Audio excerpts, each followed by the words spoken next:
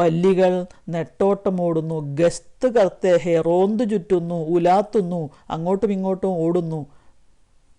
കൈ ദിനോം തക്ക് ചൂഹോം കി ഭീ ഹാലത്ത് രഹി ശിക്കസ്ത്. അല്ലേ, നമ്മളെ വീട്ടിൽ എലികളുണ്ടാവും. നമ്മളുടെ ആഹാരത്തിൻ്റെ അവശിഷ്ടങ്ങളും ചിലപ്പോൾ നമ്മൾ ആഹാരം ഉണ്ടാക്കാൻ വേണ്ടി വെച്ച ധാന്യങ്ങളൊക്കെ കട്ട് തിന്നാണ് എലികൾ ജീവിക്കുന്നത്. ആ ചൂഹ, എലി, ആ എലികളുടെ ഹാലത്ത്, അവസ്ഥയും വളരെ മോശമായി, പരാജയമായി. ശിക്കസ്ത്, പരാജയ്, ബുരി ഹാലത്ത് എന്നൊക്കെ അർത്ഥമുണ്ട്. കാരണം അവർക്കൊന്നും ഭക്ഷണം കിട്ടുന്നില്ല. നമ്മൾ നേരത്തെ പറഞ്ഞു, നായ്ക്കൾ വീട് വിട്ടിട്ട് വേറെ വീട്ടിലേക്ക് ഭക്ഷണത്തിന് വേണ്ടി പോലെ കുറവാണ്. പക്ഷേ എലികൾക്ക് പോകാം.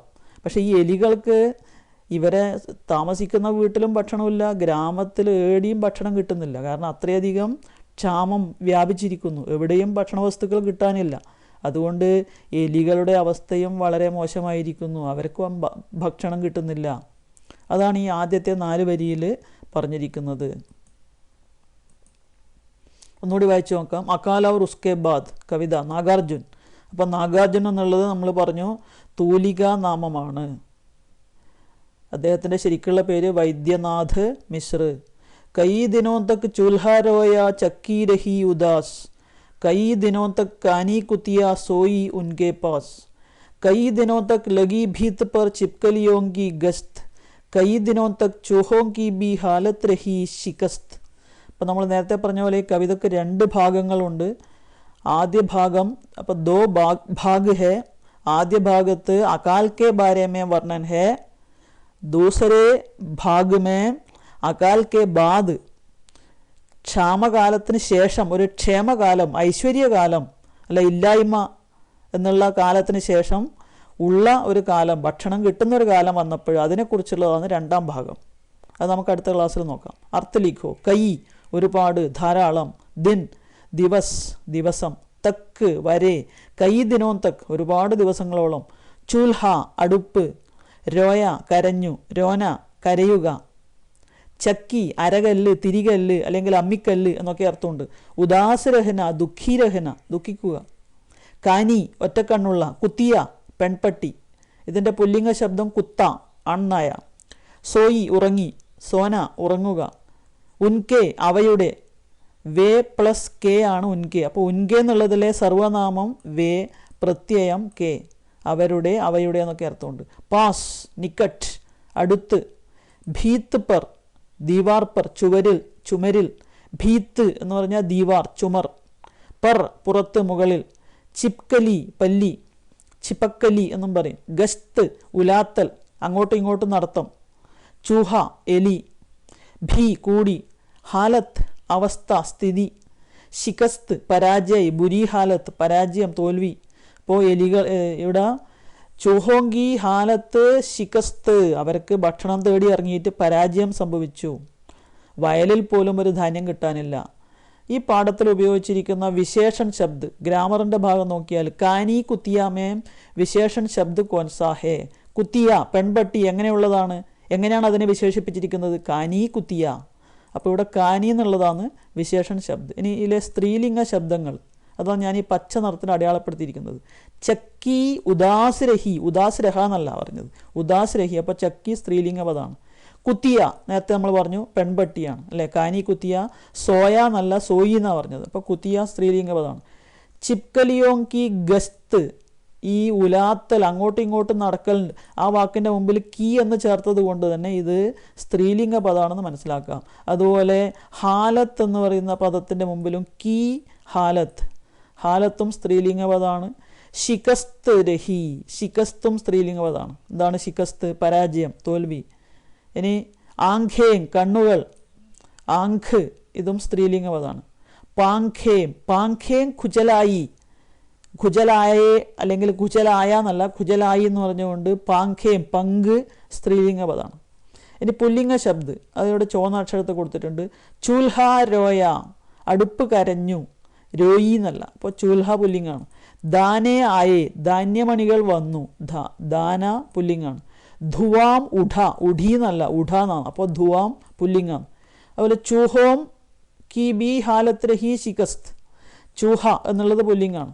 അതിൻ്റെ സ്ത്രീലിംഗ പദം ചുഹിയ എന്നാണ്. കൗവേനെ, കൗവേ കൗവ കാക്ക, അപ്പോൾ ഇവിടെ ഈ കൗവ എന്നുള്ളത് പുല്ലിംഗ ശബ്ദമാണ്. അതിൻ്റെ സ്ത്രീലിംഗ പദം പെൺകാക്കയാണെങ്കിൽ അതിന് വേറെ വാക്കാണ് മാതാ കൗവ. മാതാ താ എന്നല്ല, മാതാ. അതുപോലെ ഖർഗോഷ് മുയലിന് അത് പറയുന്ന പേരും അങ്ങനെ, മാതാ ഖർഗോഷ്. ഖർഗോഷ് ആണ്, മാതാ ഖർഗോഷ് പെണ്ണ്. കൗവ ആണ്, മാതാ കൗവ പെണ്ണ്. ഇനി പ്രശ്നമൊക്കെ ഉത്തർ ലിഖോ. 1. അകാൽ और उसके बाद कविता का लेखक कौन है? ആൻസർ ശ്രീ നാഗാർജുൻ. അകാൽ മാനെ ക്യാ ഹെ? എന്താണ് ഈ അകാൽ? യുദ്ധ്, മഹാരോഗ്, സൂഖ് വരൾച്ച, ബാഠ് വെള്ളപ്പൊക്കം, ഭൂകമ്പ്, ആന്ധി തൂഫാൻ കൊടുങ്കാറ്റ്, സുനാമി, कीटों का आक्रमण आदि के कारण अकाल होते हैं. अकाल में भोजन पानी आदि की कमी के कारण जीव जंतु पीड़ित रहते हैं. साधारण लोगों को घर से पलायन करना पड़ता है. कैंप खंडहरों में शरण लेना पड़ता है. പിന്നെ അകാൽക്കെ കാരണം നമ്മൾ നേരത്തെ പറഞ്ഞു, യുദ്ധ, മഹാരോഗ്, സൂഖ്, ബാട്ട്, ഭൂകമ്പ്, ആന്തി തൂഫാൻ, സുനാമി, കീടോങ്ക ആക്രമണം ആദി.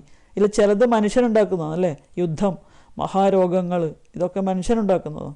മറ്റേത് പ്രകൃതി ദുരന്തങ്ങളാണ് അല്ലേ? വരൾച്ച, ഒരു വേനൽക്കാലം കൂടുന്നത്, മഴ കൂടുന്നത്, ഭൂകമ്പം വരുന്നത്, കൊടുങ്കാറ്റുണ്ടാവുന്നത്, സുനാമി ഉണ്ടാവുന്നത്, കീടങ്ങൾ ആക്രമിക്കുന്നത്, ഇതൊക്കെ തന്നാലെ പ്രകൃതി ദുരന്തങ്ങളായിട്ട് വരുന്നതാണെങ്കിൽ യുദ്ധവും ചിലപ്പോൾ മഹാരോഗങ്ങളും മനുഷ്യനാൽ നിർമ്മിതമാണ്. അകാൽ കാ പരിണാം ക്യാ ഹെ? അകാലം ക്ഷാമം കൊണ്ടെന്താ പ്രശ്നം? ഭോജൻ ഔർ പാനിക്ക് കമി അല്ലേ? ഇനി अकाल की भीषण स्थिति क्या है? इसका जीव जंतुओं पर क्या प्रभाव पड़ता है? എന്താണ് ഭീഷൺ സ്ഥിതി? ഭോജൻ പാനി ആദി की कमी के कारण जीव जंतु पीड़ित रहते हैं. ഇതൊക്കെ നിങ്ങൾ ചോദ്യോത്തരത്തിൽ എഴുതി തന്നിട്ടുണ്ട്. इस कविता के कितने भाग है? നമ്മൾ പറഞ്ഞു 2 भाग. पहला भाग अकाल का वर्णन, दूसरा भाग अकाल के बाद का वर्णन. यहाँ कवि अकाल की भीषणता किन किन के माध्यम से बताया है? പ്രതീകോങ്കെ മാധ്യം സെ ബതായ ഹെ. മനുഷ്യനെ കുറിച്ച് ഇവിടെ പറയുന്നില്ല, ചില പ്രതീകങ്ങൾ, പ്രതീക ശബ്ദങ്ങൾ. എന്തൊക്കെയാണ് ആ സൂചനകൾ? ഇസ് കവിതാമേ പ്രയുക്ത് പ്രതീക ശബ്ദ കോൻ കോൻ ഹെ? ചൂൽഹ, ചക്കി, കാനി കുത്തിയ, ചൂഹെ, ചിപ്കലിയ ആദി പ്രതീക ശബ്ദ ഹെ. അപ്പോൾ ഈ അടുപ്പ്, അതുപോലെ അരകല്ല്, കാനി കുത്തിയ, ചൂഹ, ചിപ്കലിയാം, ഇവ എങ്ങനെയാണ് അകാൽ ക്ഷാമകാലത്ത് കഷ്ടപ്പെട്ടത് എന്നതിലൂടെ മനുഷ്യൻ്റെ കഷ്ടപ്പാടുകൾ നമ്മൾ മനസ്സിലാക്കുന്നു. अकाल के वर्णन करते समय पहले खंड की 4 पंक्तियों में कौन सा पद बार बार आए हैं? വീണ്ടും വീണ്ടും വന്നിരിക്കുന്ന പദം ഏതാണ്? എന്താണ്? കൈ ദിനോ തക്ക് അല്ലേ? ഇത് ഓരോ വരിയിലും ആവർത്തിച്ചിരിക്കുന്നു. എന്തിനാണ് അങ്ങനെ ആവർത്തിക്കുന്നത്? അകാലത്തിൻ്റെ, ക്ഷാമകാലത്തിൻ്റെ ഭയങ്കരമായ അവസ്ഥ, ഭയങ്കര അവസ്ഥ ദിഖാനെ കെ ലിയെ. क्या पहले खंड की 4 पंक्तियों में प्रत्यक्ष रूप में मनुष्य की हालत के बारे में वर्णन है? ഉണ്ടോ? മനുഷ്യനെ കുറിച്ച് പറഞ്ഞിട്ടുണ്ടോ? നഹീം. चूल्हे का रोना, चक्की का उदास रहना आदि के माध्यम से कवि ने परोक्ष रूप से अकाल में मनुष्य की कष्टताओं का वर्णन किया है. അപ്പോൾ മനുഷ്യനെ കുറിച്ച് ഇവിടെ എവിടെയും സൂചനയില്ല. പക്ഷേ നമുക്കറിയാം അടുപ്പ് എന്നുള്ളത് നിർജീവ വസ്തുവാണ്, അത് കരിയൂല. ചക്കി, അരകല്ല്, തിരികല്ല് ദുഃഖിച്ച് ഇരിക്കുക അല്ലേ? ഇതൊന്നും യഥാർത്ഥത്തിൽ സംഭവിക്കുന്നതല്ല. പക്ഷേ ഈ സംഭവിക്കുന്നത് ആർക്കാണ്? കരയുന്നതും ചിരിക്കുന്നതും ദുഃഖിക്കുന്നതും മനുഷ്യനാണ്. അപ്പോൾ മനുഷ്യൻ്റെ വികാരങ്ങൾ, മനുഷ്യൻ്റെ ഭാവങ്ങളെ സൂചിപ്പിക്കാനാണ് അതിൻ്റെ പ്രതീകമായിട്ട്, ഒരു ബിംബമായിട്ട് ചൂൽഹ, ചക്കി ഇവയെ കവിതയിൽ പറഞ്ഞിരിക്കുന്നത് അല്ലേ?